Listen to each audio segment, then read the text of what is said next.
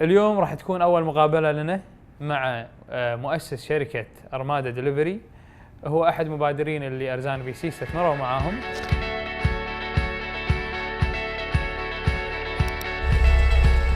We're a delivery solutions company based out of Kuwait, and since inception in April 2016, we were trying to basically tackle problems faced with the logistics industry, specifically trying to introduce on-demand delivery. So let me stop you there. أنا أبي أسألك قبل ما يعني أسألك شنو أبيك تقارن. أنت you fundraise twice الحين.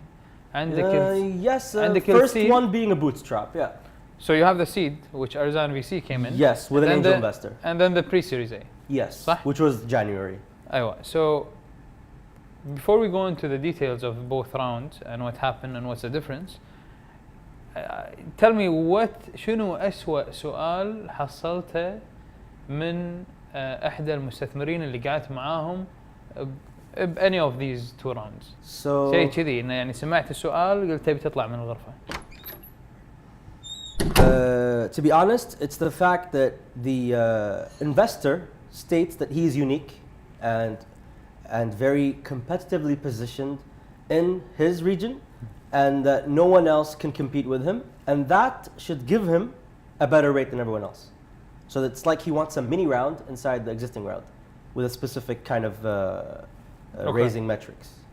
But did you find like questions من traditional investors تكون يعني not relevant حق tech company مثلا? Okay, I can answer that very easily. So we didn't only reach out to VCs, institutional, refined investors. We also reached out to angel investors from different walks of life. One of the funniest things that I thought should be a given was that they were asking, when do we get dividends? Do they get how they're going to be able to make money out of an investment in Armada? So what I've seen, there's like two types of angel investors. So institutional usually is a given and they understand where they're going into. But in non-institutional, some of them really understand things, others no. So I take the opportunity to educate them regarding those kind of things. Okay. زين. مقارنة حق السيد راوند والبري سيريز اي فرق اتوقع بينهم كان 8 اشهر صح؟ Yes. Almost a year, yeah. شنو الشيء اللي سويته او كشركة عموما خلاك اكثر تكون بموقع قوة؟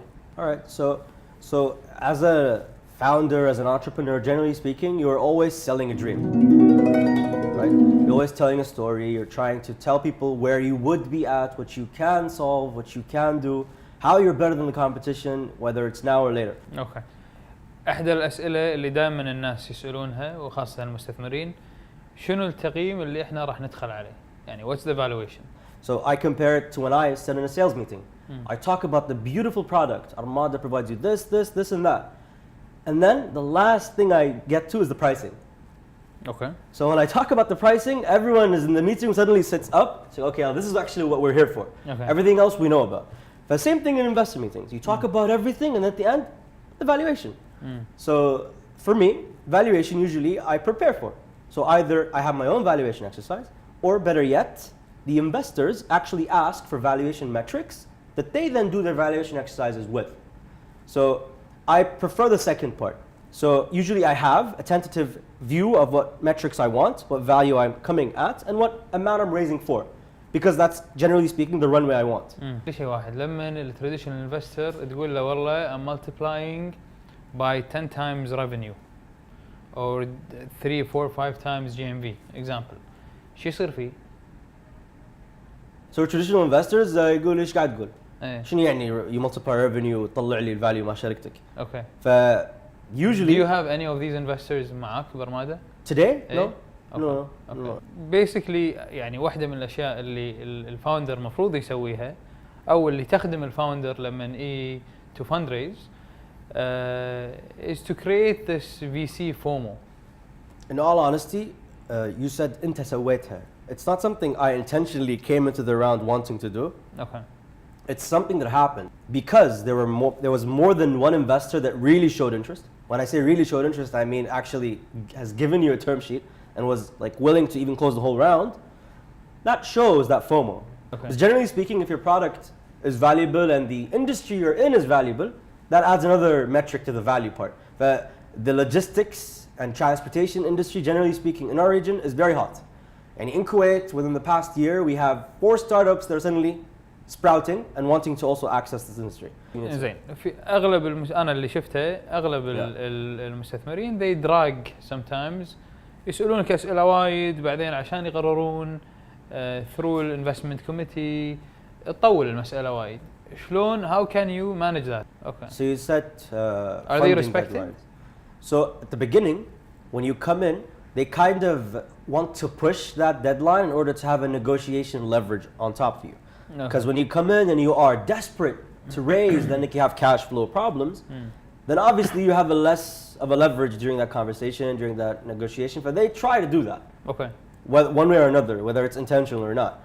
But generally speaking, the perfect scenario is that you come into the investment committee or with the investors having enough leverage, as in have enough runway to raise.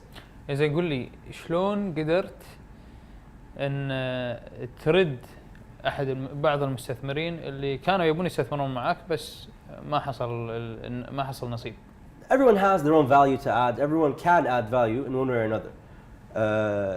But I had to make the decision because every investor that I've seen has a specific value as at a specific stage that Armada will be in. I had to make the decision and figure out exactly who would add value at this round, at my current stage, and what I needed. I ended up making that decision and closing with one investor. 2 investors specifically يعني. That's it. زين وإذا زعلت أحد يعني هل زعلت أحد أول شيء؟ So بالبداية أحس إني مزعل أحد لأن again when you have to make that phone call or send that email to tell someone that okay I'm gonna go with someone and not you, you kind of feel like they're disappointed. Specifically when they when you finish the phone call, you rewind and understand what happened in that conversation to learn يعني. But you kind of understand and oh, was this guy disappointed? And what did you do after you felt bad? So okay, so يعني, generally speaking, I'm a foodie. Okay. I love eating food. And Okay. I find comfort in eating food. ايش كليت وقت هذا؟ I had a fried chicken sandwich and a birthday cake. Nice. Yeah. Nice. Okay.